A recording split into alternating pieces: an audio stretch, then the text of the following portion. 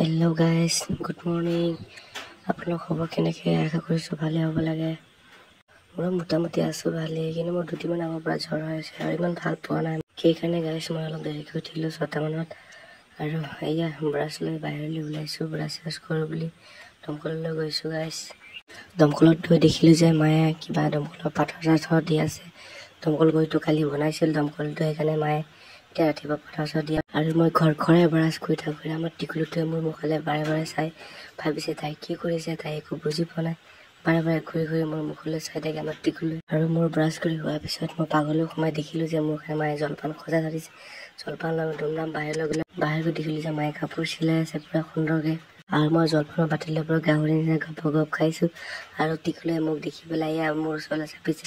তাই অকলে নহয় আৰু এজনকো মাতি আনিছে, আনি পেলাই দেখিছেনে জাপ মাৰি দিছে।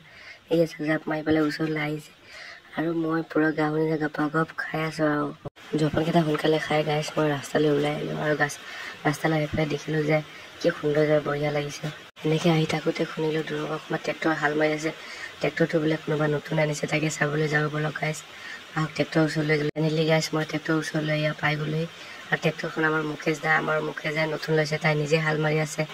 বঢ়িয়াকৈ কি সুন্দৰকৈ মাৰিছে আৰু গোটেই পথাৰ চুচি পেলাইছে, একদম সুন্দৰকৈ মাৰিছে তাই। একদম দেখিছেনে পূৰা একদম ৰাস্তাৰ ওপৰেদি মাৰিছে তাই, কি মৰমত মাৰিছে তাই। দেখিছেনে ৰাস্তা পূৰা খান্দি পেলাইছে গাইছ।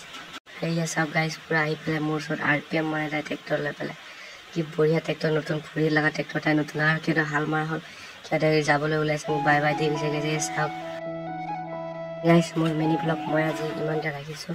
আপোনালোকে লাইক কৰক আৰু শ্বেয়াৰ কৰক, কমেণ্ট কৰক গাইছ। মই আশা কৰিছোঁ আপোনাৰ মৰম চেনেল চাপোৰ্টেৰে মই আৰু আগলৈ আগুৱাই যাব পাৰোঁ আৰু সুন্দৰ ভিডিঅ' বনাই আপোনাৰ মাজলৈ আনিব পাৰোঁ গাইছ। ভিডিঅ'টো চাবলৈ নাপাহৰিব আৰু লাইক কমেণ্ট কৰিব।